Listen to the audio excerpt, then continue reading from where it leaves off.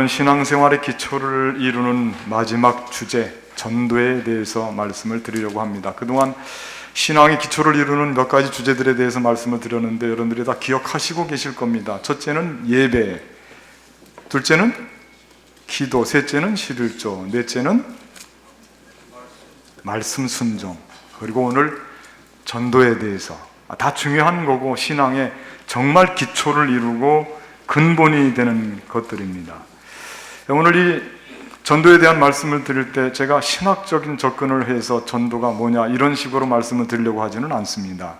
복잡하고 또 어려운 부분들도 많이 있고 그렇습니다. 이 전도를 예수님의 오늘 본문의 말씀을 중심으로 해서 예수님의 이 사역을 중심으로 해서 전도가 뭔지 자연스럽게 우리는 오늘 본문의 말씀을 보면서 알게 될 것입니다. 다만 조금 가지를 쳐주자면 전도는 좀 크게 볼 때 역시 살리는 것이다. 생명도 살리고 영혼도 살리고 우리 삶에서 구체적인 어려운 점들을 도와주기도 하고 죽이는 게 아니고 살리는 일이다. 희망을 갖게 하고 밤중 같은 곳에 등불을 밝히는 거, 이게 전도죠. 예수님이 지금 제자들을 처음 만나고 있는 순간인데 이 제자들의 모습은 시리와 절망에 빠져 있습니다. 대부분 이 제자들이 어부들이었는데 고기를 잡다가 실패를 한 거로 나와 있습니다. 이 오늘 본문의 말씀과 병행 구조를 이루는 누가복음 5장에 보면 이 어부들이 고기를 잡지 못하고 허탕을 치고 지금 이제 철수를 하는 그런 마당이죠. 그런데 하필 예수님께서 이런 때 찾아오신 겁니다. 아주 절망스러울 때, 힘들고 고달파 있고 절망스러울 때, 실패를 했을 때 지금 예수님께서 제자들에게 찾아가신 겁니다. 우리가 이런 부분을 보면서 전도는 어떻게 해야 되겠는지 힌트를 얻을 수가 있습니다. 삶이 고달프고 힘들고 절망에 빠져 있고 어렵고 실패했고 어떤 딱이 길이 없어서 다 접으려고 할 때 그때 예수님이 그들을 찾아가신 겁니다. 그들을 기다리지 않고 직접 그 현장으로 달려가서 그들 앞에 서신 것이죠. 지금 우리 시대는 글쎄 뭐랄까요? 절망의 시대라고 해도 그렇게 과장된 말씀은 아닙니다. 정말 절망을 느끼게 하는 많은 삶의 요소들이 있습니다. 정치적인 거, 경제적인 거, 또 테러 문제라든지 자살 문제. 우리나라가 OECD 국가 중에서 자살률이 1위라고 하는 거 여러분들이 이미 다 벌써 매스컴에서 몇 번씩 이야기를 해서 알고 있을 겁니다. 또 최근에 며칠 전에는 이 방송국마다 특집처럼 편집을 해서 자살자가 갖고 있는 경고 신호가 있답니다. 그거 점에 대해서 벌써 뉴스에서 몇 차례 나갔는지 모릅니다. 자살자가 갖고 있는 경고. 우리 주변에 얼마든지 이런 경우들이 있을 수 있기 때문에 우리가 그런 데 대해서 관심을 많이 갖고 또 전도도 해야 됩니다. 일기장에 죽고 싶다는 기록이 있으면 이건 거의 확실한 경고 신호입니다. 이거는 방치해서는 큰일 납니다. 빨리 손을 써야 됩니다. 내가 먼저 갈 테니까 그동안 건강하게 잘 지내라. 이런 이야기를 들으면 이거는 좀 의심을 해봐야 되고요. 또 죽은 사람을 그리워하는 말이라든지 사후세계에 대한 동경, 여러분들 이런 말도 조심해야 됩니다. 천국은 어떻게 됐을까? 우리 믿는 사람들은 자연스럽게 물어볼 수 있잖아요. 그런데 그것도 사후에 대한 동경으로 물을 수 있는 질문이기 때문에 여기에 대해서도 우리가 경고라고 생각하고 좀 귀담아 듣고 그 사람을 살피고 우리가 가까이 가서 해줄 수 있는 소망적인 이야기를 해줘야 된다는 뜻이에요. 행동으로도 신호를 보일 때가 있답니다. 예를 들면 염색할 때가 한참 지났는데 염색도 하지 않는다. 그러면 그건 좀 문제가 있는 거예요. 염색하시는 분들 혹시 오해하실지 모르겠는데 머리가 많이 길었는데 깎지를 않는다. 그것도 조금 이상한 겁니다. 그럴 때 꼭 물어보십시오. 당신 머리 긴데 왜 머리 못 깎았어? 염색할 때 지났는데 무슨 문제 있어? 어디 아파? 관심을 가져줘야죠. 그럼 뭔가 지금 경고가 있는 거거든요. 갑작스럽게 눈물을 흘린다든지 과묵해진다든지 대인기피증이 있다든지 이런 모든 것들은 지금 최고의 절망을 경험하고 있는 자리이기 때문에 우리가 그냥 지나가서는 안 돼요. 관심을 가지고 어쨌든 전도는요 여러 삶의 모든 부분에서 삶을 포기하는 것까지 포함해서 절망에 이르고 힘들어하고 그런 자리를 그냥 지나가지 않는 것이 그게 전도입니다. 거기 들리는 거예요. 도전을 주고 새로운 삶을 시작할 수 있도록 뭔가 격려를 할 수 있는 그런 삶이 전도의 삶이에요. 지금 예수님이 제자들을 만나고 있는 이 부분을 보시면 지금 제자들은 거의가 절망 중에 있는 어부들이라니까요. 지금 절망을 하고 있다고 하는 거예요, 제자들이. 이런 제자들에게 예수님께서 다가가서 지금 뭐라고 말씀을 하시는 거예요. 권유를 하는 겁니다, 제자들에게. 이 말씀이 참 유명한 말씀인데요. 나를 따르라. 그러면 내가 너희에게 사람을 낚는 어부가 되게 하리라. 오늘 말씀에 이 참 너무너무 유명한 말씀이 나오는, 나를 따라오라. 내가 너희로 사람을 낚는 어부가 되게 하리라. 오늘 본문의 말씀을 예수님이 제자들을 선택한다고 하는 쪽의 관점을 너무 지나치게 고정시켜서 생각하지 말고 예수님이 지금 전도를 하고 있다고 생각을 해보세요. 그리고 예수님이 그들 절망 속에 있는 사람들에게 전도의 변을 뭐라고 말씀하시는지, 나를 따라오라. 내가 너희로 사람을 낚는 어부가 되게 하리라. 고기잡이를 오랫동안 한 사람들인데, 이 어부들은 말이죠, 자나깨나 생각해도 관심을 가져도 고기 잡는 일밖에는 그들의 관심사가 별로 없어요. 늘 바닷가에 대한 이야기, 고기 기후에 대한 이야기, 어디 가면 물결, 또 어디 깊은 곳인지 낮은 고기가 몰려 있을 곳이 어딘지, 먹고 사는 것에 대한 정보, 거기에 늘 이 안테나가 세워져 있고 거기 관심이 많이 있어서 그 생각만 하고 머리를 땅에 대고 바다만 바라보고 사는 사람들. 그런데 어느 날 느닷없이 이 바다에 대해서 큰 실망감에 젖어 있는 이 제자들에게 나타나서 하시는 말씀이, 고기 그만 잡고 사람 잡자. 사람을 낚는 어부가 되는 게 어떻겠느냐. 이건 제자들이 들을 때 천둥병력 같은 말씀이에요. 전혀 생각해보지 못한 말씀이에요. 자기들의 삶의 차원에서는 떠오르지가 않는 말씀이에요. 그런데 예수님이 느닷없이 나타나서 사람을 낚아보지 않겠느냐? 이 부분에서 제자들은 아마 모든 정말 깜짝 놀라고 이 충격을 엄청 받았을 거예요. 고기 잡지 말아라, 이제. 사람을 잡자, 사람을 잡자. 사람을 낚자, 사람을 낚자. 고기를 잡는 것과 사람을 낚는 것, 고기를 낚는 것과 사람을 낚는 것의 근본적인 차이가 뭐냐? 고기를 낚는 것은요, 고기를 죽여야 됩니다. 고기는 바닷가에 있어야 돼, 물 속에 있어야 되는 고기를 끌어올리게 되기 때문에 그 고기는 죽어야 되고 끝입니다. 그건 이제 사명이 끝난 거예요. 이제 생명은 더 이상 없어요. 고기를 잡게 되면 어부들은 고기를 죽여서 자기들의 생업을 유지해서 살고 있는 거예요. 고기 잡는 일은 무슨 일이냐? 죽이는 일이에요. 그런데 예수님께서 말씀하시기를, 이제 그 일 그만하자. 그 일 그만하자. 그래도 너희는 산다. 하나님이 살려주신다. 어떤 일을 하느냐? 사람을 낚자. 사람을 낚는 일은, 여러분, 사람이 사는 무대가 바다입니까? 물입니까? 아니잖아요. 육지잖아요. 근데 사람을 마치 바다의 고기처럼 잡는다고 표현하는 것은 우리가 살고 있는 이 전체 세상을 바다라고 하는 이런 상징성을 가지고 지금 접근하고 있는 거예요. 그래서 이 바다에서 지금 빠져 있고 구원을 필요로 하고 있고, 지금 이 바다라고 하는 엄청난 그런 죄와 유혹과 절망 속에 그 늪에 빠져 있는 이 사람들을 건져내어서 구원시키는 일을 하면 그 일이 얼마나 보람되겠느냐. 죽이는 일을 하지 말고 물에 빠져 있는 사람들을 살리는 일을 하자고, 나랑 같이 한번 해보자고. 그게 예수님이 전도의 변으로 제자들을 부를 때 지금 주시는 말씀이에요. 그게 고기 잡지 말고 이제 사람을 잡자. 사람을 얻자. 사람을 얻고 죽어가는 생명들을 살리자. 영혼들을 살리자. 그 일을 하면 하나님이 기뻐하시고, 그 일을 하면 사람의 삶의 가치가 지금 고기 잡는 것과는 비교가 되지 않을 정도로 당신들은 이제는 고기 잡는 어부가 아니라 역사에 길이길이 남게 될 위대한 삶을 살게 될 테니 나를 따라 나서서 사람을 잡자, 사람을 낚자.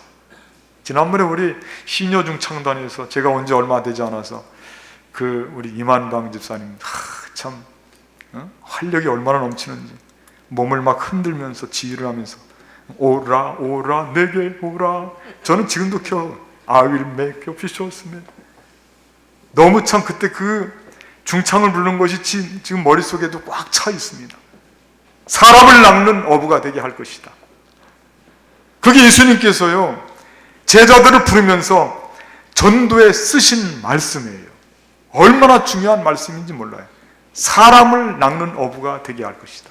그리고 예수님은 3년 동안 예수님의 제자들에게 정말 사람을 낚는 일을 할 수 있도록 가르치고 훈련시키고 양육하고 그들을 붙들어주고 제자로 삼아서 사람 낚을 수 있는 능력 있는 사람이 되도록 그렇게 3년 동안을 예수님께서 제자들을 데리고 다니면서 만들어 주신 거예요.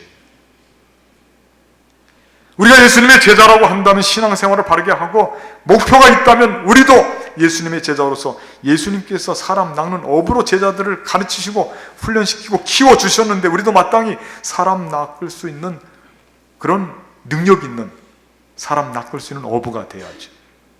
사람을 낚는 어부가. 그렇게 되면 우리 모두에게 축복이 될 줄로 믿습니다. 사람 낚는 어부가 된다. 그러면 예수님께서 3년 동안 제자들을 가르치시면서 사람을 낚기 위해서 어떤 것을 교훈으로 주시고 가르치셨는지 오늘 그 점에 대해서 몇 가지를 여러분들께 말씀을 드리도록 하겠습니다. 첫째, 저를 한번 따라하겠습니다. 믿음의 사람이 되자. 예수님께서 제자들에게 제일 강조하시면서 가르치는 것 중에 하나가 믿음입니다. 믿음.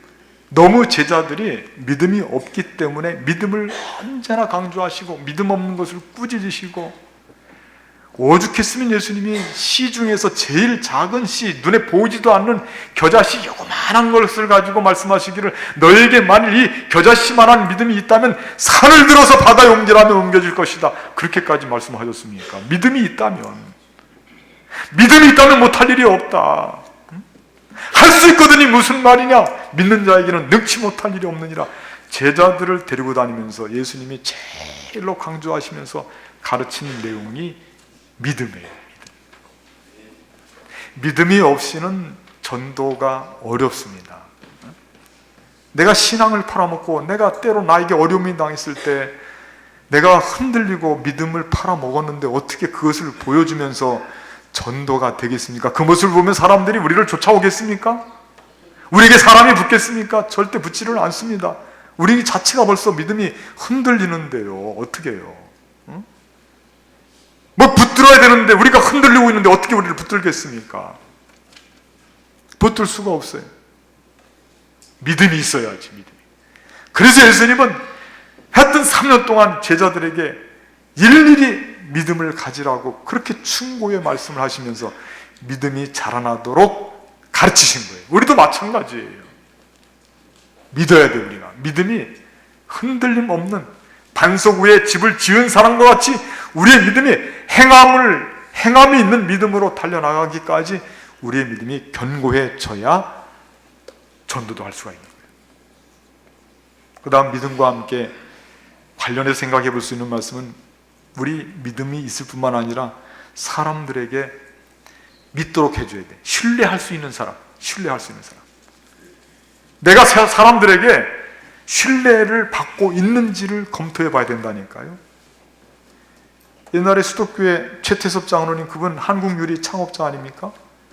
그분은 일생 동안 다른 어떤 것보다도 자기는 사랑에 비쳤다 생각하고 사람들에게 좋은 일을 많이 했는데 그 중에서요 자기는 이 신뢰 문제, 주변의 사람들이 나를 못 믿게 되면 그건 참을 수가 없는 거예요.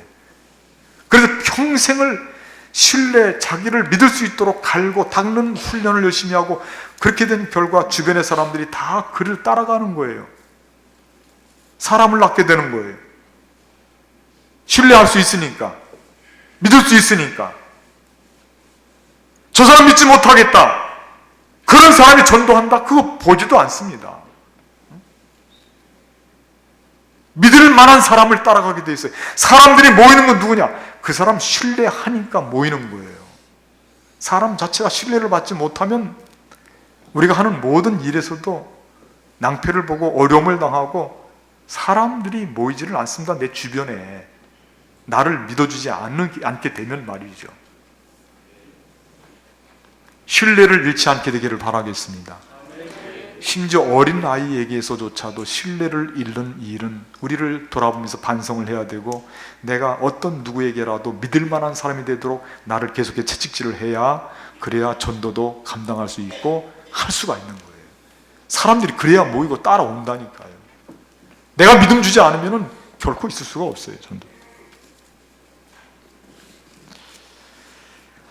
두 번째 저를 따라 섬김의 사람이 되자. 섬김의 사람, 믿음의 사람도 중요하고요. 섬김의 사람이 되도록 예수님이 제자들을 3년 동안 공생의 기간 동안에 가르치고 훈련했는데, 이 섬김은 예수님께서 친히 말씀으로만 아니라 몸으로 행해서 보여주셨어요. 이렇게 섬겨야 된다. 허리에 수건을 두르시고 허리를 굽혀서 제자들의 발을 일일이, 냄새나는 발을 다 닦아주면서, 참 그 모습을 보니까 그때 당시만 해도, 지금도 마찬가지입니다만은, 여러분들 어른들이 우리 앞에 오셔서 우리에게 이 굽실굽실 하면서 우리 뭐를 해주려고 그러면 제가 얼마나 부담스럽습니까? 그런데 베드로도 마찬가지예요. 베드로도 예수님께서, 스승께서 말이죠, 그 하늘 같은 스승께서 베드로의 앞에 와서 거기에서 꾸프리고 말이죠, 발을 내놓으시고 발을 닦아주려고 하니까 베드로가 깜짝 놀라서, 스승님이 어떻게 제자의 발을 닦습니까? 이게 어떻게 이런 일이 있을 수, 이건 질서가 아닙니다. 예수님께서 그때 교훈의 말씀을 주시죠. 내가 너의 발을 닦아주지 않으면 너는 나랑 관계가 없다. 너 내 제자가 아니라, 그 뜻이에요. 베드로가 그때서야 깨달음이 있어서, 예수님 그렇다면 내 몸 전체를 닦아주십시오. 아니다. 내 발이 지금 더러우니 몸은 깨끗하다. 발을 닦아주겠다 하고, 그 발을 닦아주면서 제자들에게 하시는 말씀이, 내가 스승이 되어서 너희의 발을 닦아주었으니 너희들도 마찬가지로 발을 닦아. 이게 섬김에 대한 이야기예요. 섬김이요. 예수님의 전체의 교훈, 특히 산상수훈을 그거를 요약해서 집약해서 하시는 말씀이 마태복음 5장 7장 12절의 말씀이거든요. 마태복음. 거기에 뭐라고 되어 있냐면, 누구든지 너희가 남에게 대접을 받고자 하는 대로 너희도 남을 어떻게 하라? 대접하라. 이것이 율법이요 선지자다. 성경 전체 교훈이라는 뜻이에요. 섬기는 일이 그렇게 중요합니다. 섬기지 않으면 전도가 안 됩니다. 전도를 뭐라고 딱 집어서 말씀을 드리자면, 전도는요, 자기가 전도한 사람을 계속해서 섬겨야 돼요. 그 사람에게 물질로도 시간으로도 관심 가져줘야지, 털 갖다 줘야지, 해달라는 거 다 약속도 해줘야지. 그게 어렵거든요. 그러니까 우리가 전도할 때 그게 어려워서 중간에 포기하는 분들이 많이 있어요. 교회 생활도 마찬가지입니다. 교회가 아름답고 풍성하고 교회가 화목한 교회가 되기 위해서는 뭐가 있으면 섬김이 있어야 돼요. 섬기지 않는 교회는 어려움을 갖게 되고 냉랭하고 바람이 찬바람이 부릅니다. 딱딱하고요. 교회는 가정과 같은 곳인데 섬김이 없어서는 안 되겠죠. 교회를 떠나는 젊은 세대를 에코세대라고 합니다. 에코세대. 요즘에 20대 중반쯤을 대표하는 말들이죠. 이 전후 세대가 다시 또 자녀를 낳아서 그들이 성장해서 올 지금 20대 중반쯤 되는 세대를 에코세대라고 하는데, 그 사람들이 교회를 떠나는 이유에 대해서 이 조사를 해봤어요. 그랬더니 그 조사의 항목에서 나오는 권리는 이 단어가 두 마디입니다. 뭐냐면은 상처를 입어서 떠난다. 그 다음에 두 번째가 첫 번째일 수 있어요. 배타성. 끼리끼리. 교회에 가면 그러지 않을 줄로 알았는데 끼리끼리 놀고 자기들이 그 틈에 들어갈 수가 없다 이거예요. 그래서 교회를 떠난다 이거. 통계 치수가 나왔습니다. 어떻게 나왔냐면, 교육자에게도 상처를 받네요. 이거 그래도 말씀을 드려야죠. 교역자, 목회자에게, 목사에게 상처받는다. 목사, 교역자에게 상처받는 게 10.7%가 나왔습니다. 그 다음 교인들이 상처를 주는 게 24.7%. 교인들이 상처를 주기 때문에 교회를 떠난다, 그렇게 대답한 사람들이 24.7%. 목사가 상처를 줘서 교회를 떠난다, 10.7%. 친한 사람이 없어서 교회를 떠난다, 18.2%. 그 다음에 배타적인 분위기 때문에 교회를 제일 많습니다. 교회를 떠난다, 25.8%. 그러니까요, 끼리끼리 놀면 안 돼요. 끼리끼리. 우리 용산제일교회는 끼리끼리 노는 거 제가 한 번도 못 봤어요. 진짜로 못 봤어요. 새가족이 오면 늘 새가족 앞에 찾아다니는 거 제가 많이 봤어요. 할렐루야. 마음속에 닥치는 게 있죠. 웃는 사람들은 좀 털어봐야 되지. 끼리끼리 하지 마세요. 그거는 왜 그러냐면, 끼리끼리 하면 거기에 물론 사람 형제 간에도 친한 형제가 있고 형제가 많으면 조금 거리가 나는 형제가 있고 그렇습니다. 그런데 우리 교회가 가정과 같은 곳인데 새로 오신 분들이 말을 하고 싶어요. 무슨 뭘 물어보고 싶다니까요. 대체 이 교회가 어떤 교회인지도 알고 싶고, 이 교회에 되시는 분들하고 대화를 해서 조금 친구를 새기기도 싶고, 그런데 다 모두가 아는 사람들은 잘 이야기를 하는데 모르는 분들은 쳐다보고 그냥 지나간단 말이에요. 입을 열지를 않아요. 손도 내밀지 않아요. 말도 시키지를 않고, 해도 그냥 겉도는 이야기만 해요. 앉아서 좀 이야기를 진지하게 해보자고 그렇게 접근하는 분들이 없어요. 왜? 피곤하다 이거예요. 내 중심. 교회 와서 그런 일 하기, 나에게 그런 역할 주지 마라. 그런 역할 주지 마라. 내가 교회 나와서 예배 드리고 가는 것만 해도 고맙게 생각해라. 우리 신동교 선생님, 내가 나와서 예배만 드리고 가는 것만 해도 고맙게 생각해야. 요즘에 어떻게 하다 보면 이거 서글픈 일 아닙니까? 그런 일이 있어서는 안 되겠죠. 섬김이 있어야 전도가 돼요. 여러분, 내가 전도 못한다 그렇게만 생각하지 말고요, 내 전도를 못한다 생각할 때는 한번 그거를 나를 돌아봐야 돼요. 목사님, 저는 참 외롭습니다. 사람들이 제 주변에 오지 않습니다. 어떡하죠? 그걸 왜 저한테 물어봐요? 스스로 생각해 봐야죠. 왜?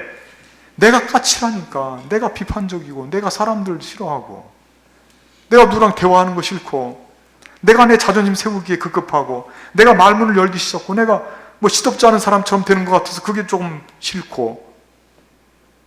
여러분, 가정에서 말이에요, 엄마 아빠가 자녀들한테 무슨 위대한 우러러보는 거룩한 존재 그렇게 여러분들 있습니까? 집에서 빤스 하나만 입고 있지?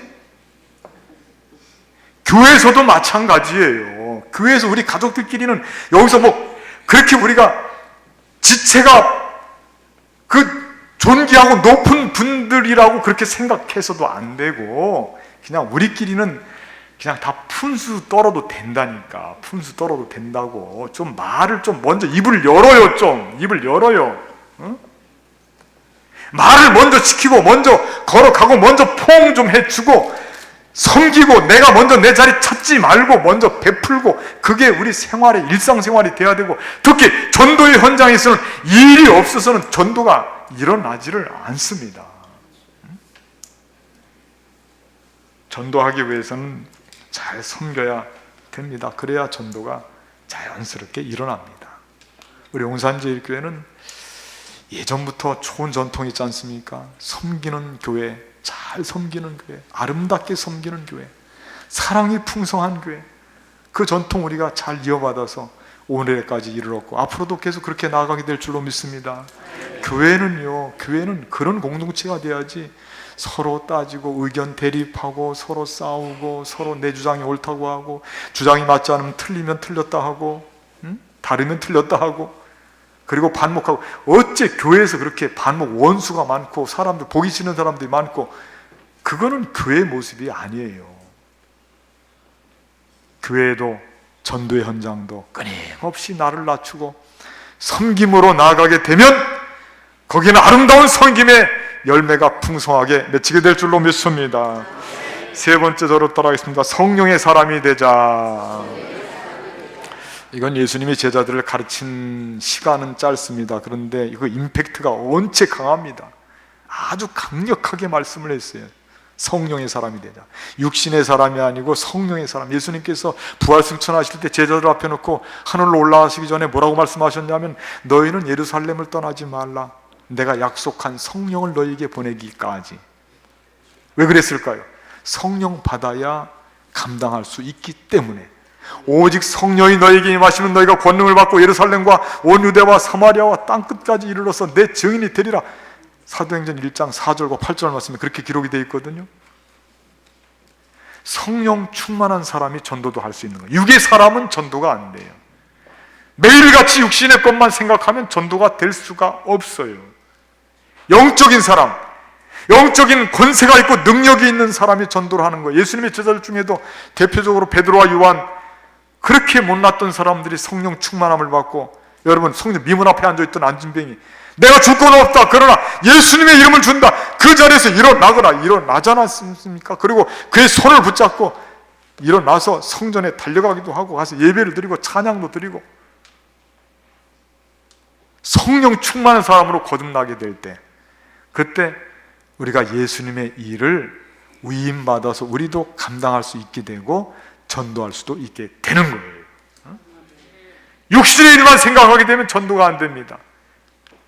영적인 일을 생각하고 하나님 나라 일을 생각하고 성령에 충만한 사람이 되어서 예수 그리스도, 부활하신 예수 그리스도의 영에 사로잡힌 사람으로 살아가게 돼야, 그래야 전도가 이루어지고. 이거는요, 전도와만 꼭 관련시켜서 되는 말씀이 아니고요, 예수님께서 3년 동안 제자들을 가르친 것은 그건 삶의 원리입니다. 삶의 원리, 그리스도인으로서의 마땅히 살아야 되는 삶의 원리가 바로 이런 섬김, 믿음, 영적으로 충만한 사람, 그래야 능력 있고 성공하고 승리하고, 그래야 인정받고 하나님께도 인정받고 세상 사람들도 참으로, 아, 나도 저 정도면 나도 예수님 믿어야 되겠구나.